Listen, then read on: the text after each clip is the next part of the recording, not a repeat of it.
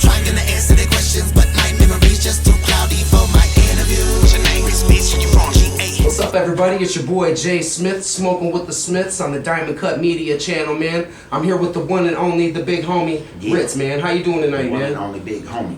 Yes, Chilling, yes. man. Doing great, man. Good to see you. Man, good to see you too, man. It's good to meet you, man. This is my first time really getting a chance. Now, we know you got the new record label, CNT. Right. We were wondering how you came up with the name for the label, and what does Clintel mean to you? CNT started as a group, what we call my crew back in the day. So like at my parents' crib, I used to have like all the local rappers like that. Back in the day, it was the early '90s, so no one really had a recording equipment at the crib. Okay. So I would record like everybody. So then we just became this big crew. Okay. And we called ourselves a Clientele crew. As time went on, we shortened it down to CNT, and then, you know, I got this tatted on me early, and then just CNT, just basically, you know, clientele was just, we're all basically connected, you know, we all do business with each other. But it really just started out without that big of a meaning to it. It was a clientele crew, that's where we're at, and then it just developed into CNT over time. And what it means to me now is more like, especially we put a crown on it. Shout out to my boy Nafgard, who came up with that, who titled the album. Put a crown on is basically like just putting a stamp on anybody at CNT, you know. Okay. So like, you know, hey, if something's fly, put a crown on it. You still, hey, you down with us? Hey, put a crown on it. You know. So Absolutely. That's basically what that means, and it's turned into, now it's gone so far from being my crew to now my fan base, to my movement, and now to my label. Absolutely. I love that. That's a root thing. It's not Yeah, a new thing. yeah, It's something that you started with. No, man, started 95, EST. Yeah. 1995. I love that. Yeah. So what's it like going from being an artist on a label to being a label owner? And what's some of the new responsibilities that you're taking on? It's a lot. It's different. You know, I haven't got to experience all the aspects of it yet with the album just releasing. I'm about to start seeing, we definitely had to, shout out to my manager, Freddie Berman. He had a lot more on his plate as well as I did this time. You know, we're used to, you know, the label, you know, hey, we need this done, this done, this done. And we're doing it all ourselves. Right. And it was definitely been a busy year for me, just trying to get all that together, trying to figure out who I am as an artist, overcome some personal things, and just get right. So it was a lot going on at once, being an artist and having my own label. So, but I'm really happy, man, and I'm hoping to see the benefits of it pretty soon. Right. Absolutely. So what's the difference in releasing a record on your own compared to having a machine like Strange Music in the release? You know, there's a little bit of a difference, but not much. Mainly because of the timing. When I was with Strange, and really just 2 years ago anyway, they pretty much almost got rid of record sales in retail. Right. So Best Buy, Target, all the, you know, places you would go buy albums that don't have them anymore. So that difference is there because, you know, we used to have to plan everything around retail and when we could drop and have to have this turn in 3 months ahead of time. Now it's wide open. So if I want to put something out next month, I drop it next month. It's ready to rock. And that, and with me too, you know, luckily I was very blessed with Strange not really holding me down to any kind of sound or any. I wasn't really out there in Kansas City. I was kind of separated from them anyway, as far as just geographically. Right. So, you know, now I'm just able to just make things happen, and it's pretty cool. I haven't had my own YouTube page since 2012. I haven't been able to own my name since 2012. Right. So now it's like, you got freedom to go out and do. Yeah. And it's a good feeling. I almost forgot what it was like. You know, I'm like, oh, I got a website. Why am I so excited about a website? Well, I'm not signing anybody anymore. I'm signing myself, and I can do whatever I want. So you get to have some of that pride in putting that together. Yes, and it's long overdue, and it's liberating. But shout out to Strange Music. Yeah. Well, so what was one major pointer that you learned from Tech and Travis about running a label? I think the main thing, you know, unfortunately, so here's the thing with an artist. I always tell people this, with an artist and label, like, it's hard for the artist and label to be friends. You know, it's not meant to. They're supposed to. You know, one person's giving you money, they're trying to make money. It's like, from the outside looking in, it looks like this great thing, but it's a business, you know? Right. So, unfortunately, I learned a lot of the legal, darker side of the business through Strange.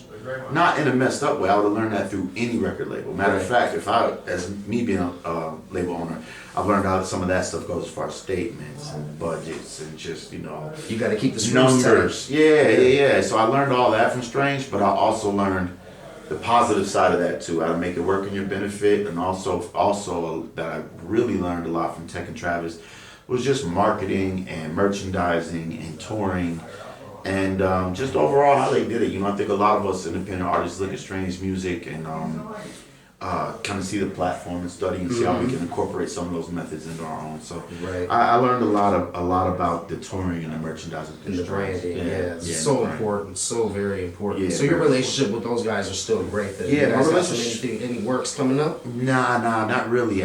No work's coming up with them, but I just did a big show with them in Red Rocks, and I have nothing but love for those guys. I mean, we had a crazy run together, and it was we did a lot of stuff. So no matter what, nothing can take that Great away from experience. history. Yeah. Absolutely.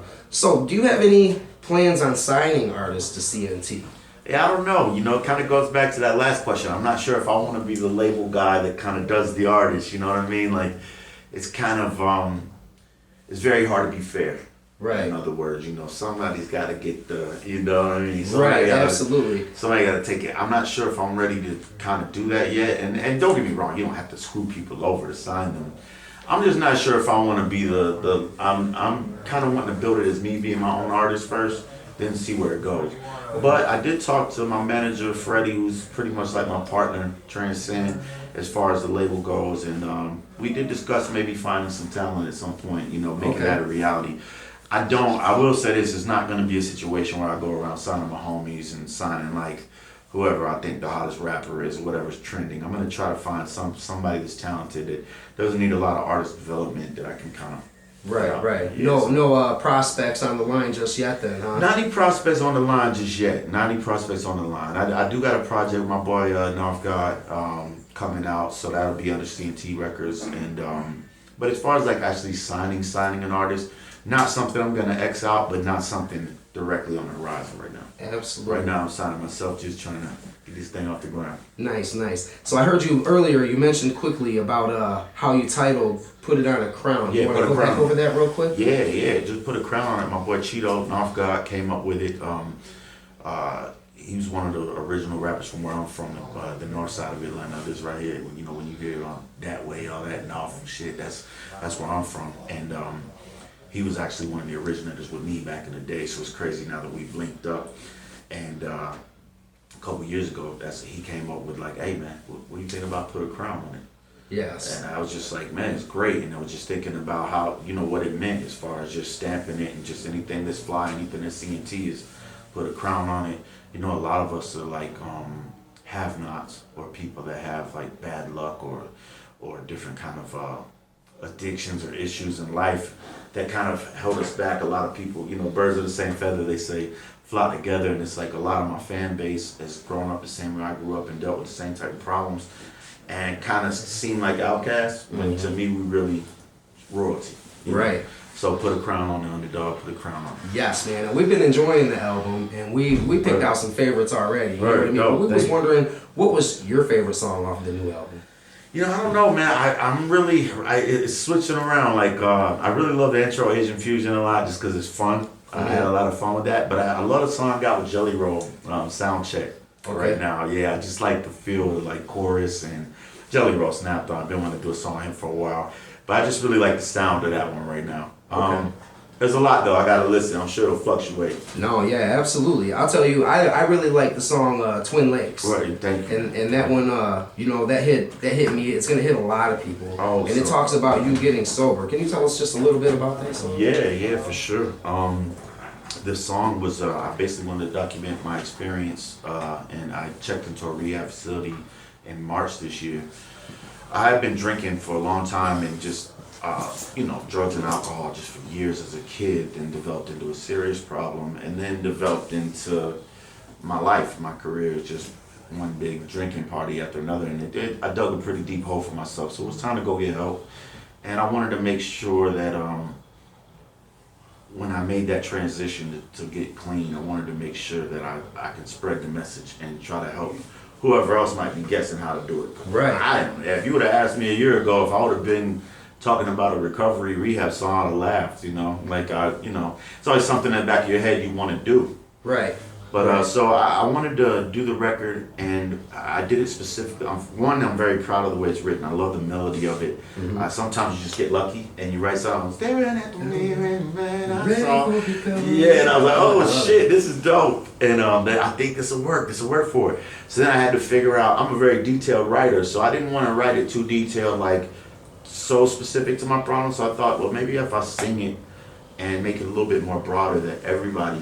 And you opened the lane. You did. Yeah. I really like the way you put that one together because it's a break away from the norm. Yeah. What we normally hear, and thank you. And I really appreciate that song. What was your what inspired the sobriety? What was that key point?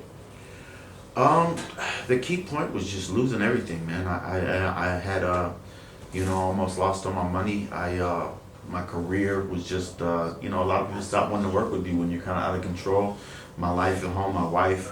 I think it's just time to be honest with myself and it's either go up or literally go under the ground. So I was like, you know what, enough's enough. It's time, Absolutely. Time to change and start cherishing life too. You know what I mean? Sometimes like I preach a lot about depression and have a lot of depressing issues that I touch in songs, but there is a way for a person that goes through stuff to be happy, man. You just gotta train your mind. You gotta be honest with yourself and be ready. Right. Yeah. Well, I tell you, we really appreciate that message. You, I do, and I'm sure a lot of people are really going to be touched by that. I really hope so, man. I'm really enjoying all the great feedback. We really appreciate your time tonight, man. Before the show, one last question is: we're wondering what can we look for in the future? Man, all kinds of stuff. I actually did. I recorded enough material for 2 albums. Okay. So hopefully that's another project's gonna drop early in the year. I got a project with North God, White Jesus meets North God. I got a backpack type of influence, underground hip hop with C-Lance called Rittz Hip Hop 101. A ton of other records I'm sitting on. More starving artist cooking episodes. I got some really big stuff in the work with my cooking channel and stuff that I'm doing in the culinary world. Nice. That I'm very excited about. So. Wide open to everything, man. We're The sky's the looking forward to limit, that man. as well, man. That's gonna be good, man. Hey, man, good kicking with you, man. You as well. I hope you have a great show tonight, man. You guys check us out on Diamond Cut Media. Subscribe, like, and share. Your name is